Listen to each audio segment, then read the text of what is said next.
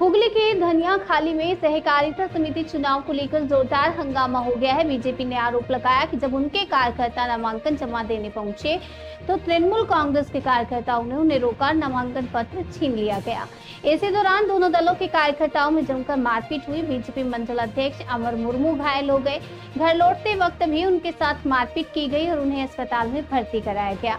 BJP ने इसे तृणमूल की साजिश बताया, जबकि तृणमूल कांग्रेस ने सभी आरोपों को खारिज कर दिया। टीएमसी का कहना है कि पूरी तरह से झूठी कहानी है। अब मामला तूल पकड़ता जा रहा है।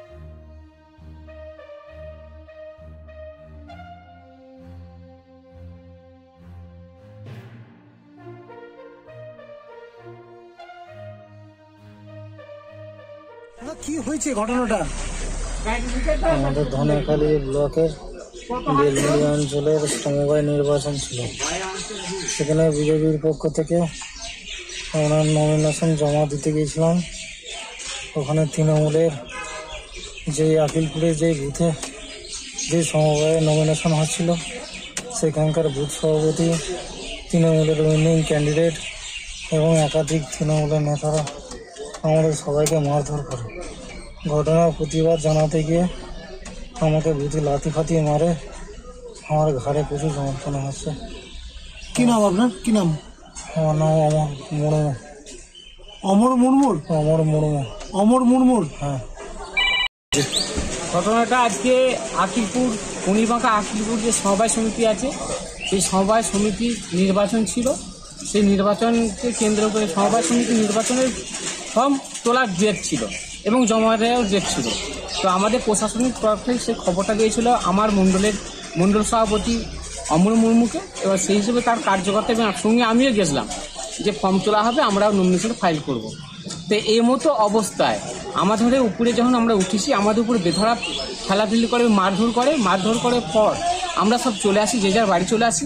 এমতো অবস্থায় মণ্ডল প্রেসিডেন্টকে একা পেয়ে ওর গ্রামে আকিলপুরের ভিতরে ছেলেকে বেধড়ক মারধর করেছে, বাঁশ রড দিয়ে যেমন পেরেছে মেরেছে। আপনি দেখুন ভিতরে সে শুয়ে আছে, অচৈতন্য অবস্থায় পড়ে আছে। কে মারলো? কারা মারলো? ওই তৃণমূলের গুন্ডা বাহিনী, ওখানকার যে আকিলপুর বুথের যে বুথ সভাপতি সে ছিল এবং ওখানকার পঞ্চায়েত সদস্য সেও ছিল। ব্যাপক ওর সঙ্গে আরও দু একজন ছিল, দিয়ে ব্যাপক মারধরটা করে। কারা মারলো? কোনো নাম কি লিখিত? কি নাম? নাম সম্ভবত রিজু নাম, ডাক নাম রিজু। এমনি ভালো নাম হচ্ছে অরিন্দম দাস। এবং ওখানকার যে বুথ সভাপতি পঞ্চায়েত সদস্য সে হচ্ছে আপনার নাম হচ্ছে শ্রীকান্ত রায়। তারাই কি মারলো? হ্যাঁ, তারাই মেয়ে। এবং এদের ধনেখালিতে আজকে মনোনয়ন আমাদের ফর্ম তোলার বিষয় ছিল। কার্যকর্তারা গেছিল মনোনয়ন ফর্ম তুলতে। সেখানে তৃণমূলের লোকজন পরিকল্পিতভাবে ওখানে সংগঠিত হয়েছিল যে বিজেপিকে মনোনয়ন ফর্ম তুলতে দেবে না।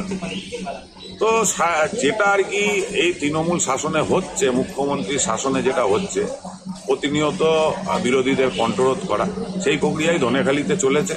কনুইপুরে যে আমাদের সমবায়টা রয়েছে আকিলপুর অঞ্চল সমবায়, তো ওই সমবায়তে এই একই ঘটনা ঘটেছে। আমাদের কার্যকর্তাদের কাছ থেকে মনোনয়নপত্র কেড়ে নিয়েছে তৃণমূলের নেতারা এবং কেড়ে নিয়ে তাদেরকে মারধর করেছে। আমাদের যে মণ্ডল সভাপতি আছে অমর মুর্মু, তাকে বেধড়ক মেরেছে, লাঠি রড যা হাতে পেয়েছে তাই দিয়ে মারধর করেছে।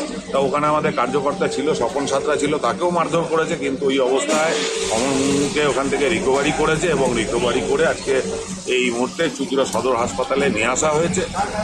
আমরা এই যে জিনিসগুলো তৃণমূলের ওখানে যিনি নেত্রী আছে বিধায়িকা, তার নেতৃত্বেই প্রতিনিয়ত দেখি হয়ে চলে। কিন্তু এগুলো বেশি দিন চলবে না। সামনে 2026 আছে, হয়তো আমাদের সমবায়ে বাধা দেওয়ার চেষ্টা করবে, কিন্তু 26-এর ইলেকশন না তো ওনার প্রশাসনের আন্ডারে থাকবে না ওনার সরকারের আন্ডারে থাকবে। সুতরাং আগামী দিন মানুষ নির্ণয় করে ওনাকে দায়িত্ব নিয়ে পশ্চিমবাংলার বাইরে ছুড়ে ফেলবে। অবস্থা কিরকম? অবস্থা অবশ্যই আশঙ্কাজনক, কারণ ধনেখালি স্বাস্থ্যকেন্দ্রে নিয়ে গেছে, ওখান থেকে তড়িঘড়ি এখানে পাঠানো হয়েছে। তা আশঙ্কাজনক হয়েছে বলে এখন চুঁচুড়া সদর হাসপাতালে নিয়ে আসা হয়েছে। এখন এখানে ডাক্তার এখন দেখে এখন কি সিদ্ধান্ত নেয় দেখা যাক। আমরা এখানে রয়েছি, যদি এখন শ্বাসকষ্ট চলছে, যদি এখানে সামাল দিতে পারে ভালো। ধনিয়াখালী আকিলপুরে যে কোঅপারেটিভ ইলেকশনের যে নমিনেশনের দিনে একটা মিথ্যে অভিযোগ এনেছে বিজেপি, এই অভিযোগ সম্পূর্ণ ভিত্তিহীন অভিযোগ। কারণ তারা যে অভিযোগ করেছে তৃণমূল মারধর করেছে বলে, তৃণমূল এই হিংসাত্মক রাজনীতিতে বিশ্বাসী নয়। এর আগে লোকসভা নির্বাচন, যে লোকসভা নির্বাচনে হুগলির সবচেয়ে বেশি ভোটে যদি কোথাও থেকে লিড দেয় তৃণমূলকে, সেটা ধনিয়াখালী বিধানসভা। কাজেই এ থেকে পরিষ্কার যে বিজেপি যে কর্মী যারা অভিযোগ করছে, মারধরের অভিযোগ করছে, তারা ভিত্তিহীন অভিযোগ করছে। কারণ আমি আগেই বললাম যে আমাদের নেত্রী মমতা বন্দ্যোপাধ্যায়, আমাদের নেতা অভিষেক বন্দ্যোপাধ্যায়ের স্পষ্ট বার্তা যে কোনো নির্বাচন শান্তিপূর্ণভাবে করতে হবে। আমরা সেইভাবেই নির্বাচন আগেও করেছি, আজও আমাদের শান্তিপূর্ণ নির্বাচনই হয়। কারণ এর আগেও আমরা যেসব নির্বাচনগুলো দেখেছি, লোকসভা বলুন বিধানসভা বলুন, অনেক দফায় নির্বাচন হয়েছে যেখানে কেন্দ্রীয় বাহিনী দাঁড় করিয়ে নির্বাচন হয়েছে। মানুষ তো রায় আমাদের দিকেই দিয়েছে। কাজেই যেখানে মানুষ আমাদের পক্ষে, সেখানে আমাদের দরকার কি আছে এই ধরনের মারামারি? যারা অভিযোগ করছে তারা মিথ্যে অভিযোগ করছে, তারা নাটক করছে। দাদা কি হয়েছে ঘটনা?